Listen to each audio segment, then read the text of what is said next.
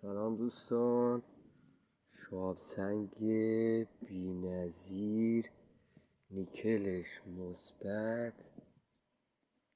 نگاه کنید دوستان، بچرخونش دوستان ببینن.